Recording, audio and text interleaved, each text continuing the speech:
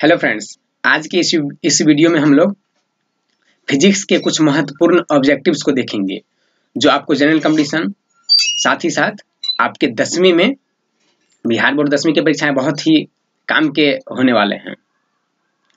तो आइए हम लोग शुरुआत करते हैं पहला ऑब्जेक्टिव पे। पहला ऑब्जेक्टिव ये है, कहता है कि किस दर्पण में केवल आभासी प्रतिबिंब बनेगा। मतलब वह दर्पण बताइए आप जिसमें सिर्फ आभासी प्रतिबिंब बनेगा। तो आभासी प्रतिबिंब किस किस में बन सकता है? समतल में और उत्तल में। ठीक है, तो इसका आंसर हो जाएगा क्या? डी। उसके बाद है दूसरा कि समतल दर्पण में प्रतिबिंब की प्रकृति क्या होती है।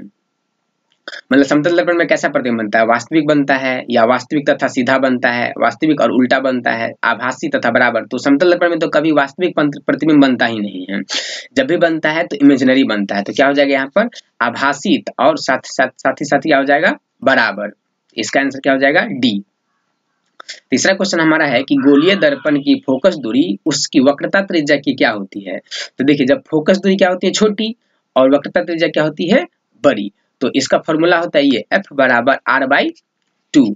तो हमसे फोकस दूरी पूछ रहा है, तो फोकस दूरी पूछ रहा है तो वक्रता त्रिज्या की क्या होगी? आधी। जब हम दो से किसी में चीज में डिवाइड करते हैं तो वह क्या हो जाती है? आधी। तो गोलीय दर्पण की फोकस दूरी उसकी वक्रता त्रिज्या की क्या होती है? तो आधी हो जाएगी। यहाँ पर 3 का आंसर क्या हो जाएगा? ए।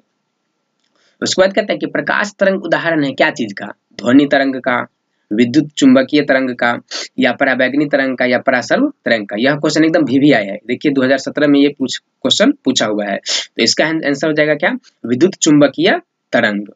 ठीक है, चलिए अब हम लोग 5 नंबर क्वेश्चन।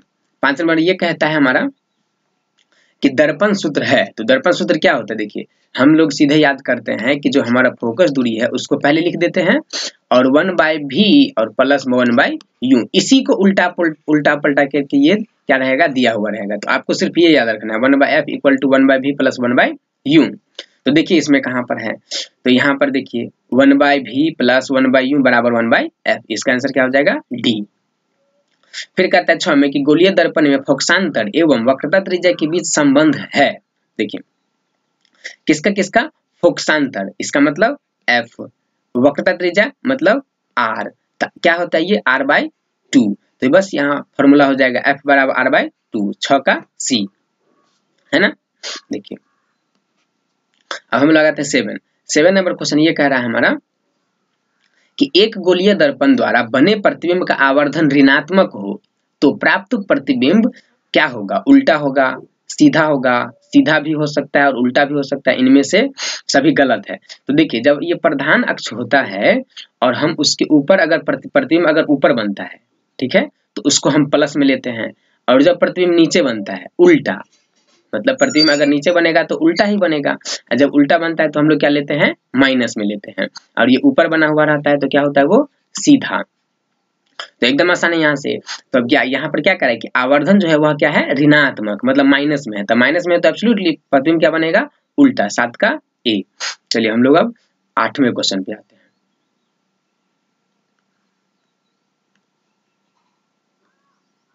हैं। देखिए 8वां क्वेश्चन क्या कहता है? 8 कह रहा है आपका कि सोलर कुकर में व्यवहार किया जाता है।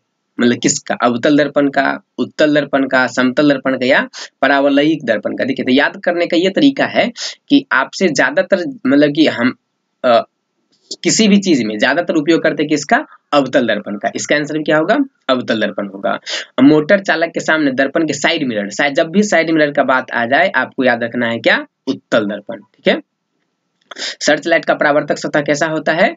तो सर्च लाइट का परावर्तक सतह अवतल होता है। ठीक ना। ज्यादातर हम क्या बताएं, ज्यादातर में क्या होगा? यूज होगा, जैसे कि सोलर कुकर में हो गया इसका अवतल दर्पण का उपयोग, सोलर कुकर।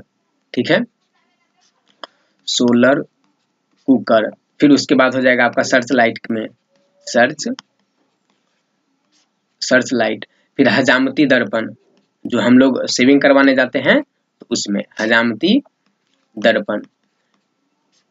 उसके बाद आ जाएगा डॉक्टर जो भी उपयोग करता है इसका, आंख, कान, गला, ये सब देखने में। ठीक है, तो उसके बाद देखिए तो सर्च लाइट का परावर्तक सतह कैसा होता है? अवतल होता है।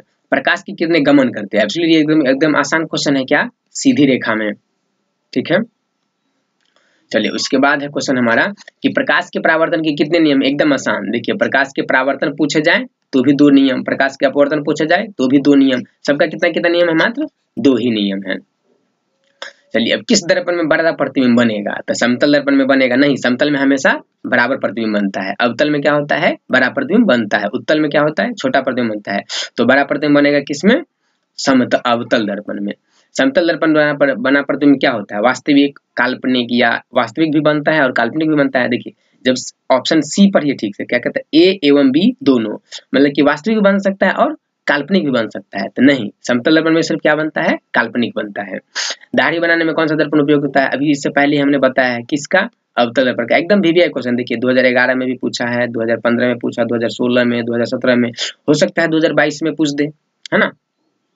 16 में क्या है कि परावर्तन के नियम से क्या होता है, तो आपतन कोण और परावर्तन कोण बराबर होता है। जब ये देखिए फिगर जो बनाते हैं इस तरह से, ये क्या होता है, हमारा समतल दर्पण, ठीक है। और यहाँ पर एक अभिलंब खींचा हुआ होता है ना, इसको बोलते हैं आपतित किरण, ठीक, इसको बोलते हैं परावर्तित किरण। तो यहाँ पर जो कोण बनता है ना, इसको बोलते हैं आई, और ये वाला जो कोण बनता है इसको बोलते हैं आर। तो हमारा परावर्तन के नियम से होता है कोण आई बराबर कोण आर। तो बस वही इसी को बोलते हैं आपतन कोण बराबर आई को आपतन कोण और आर को परावर्तन कोण। तो इसका क्या आंसर हो जाएगा हमारा 16 का ए।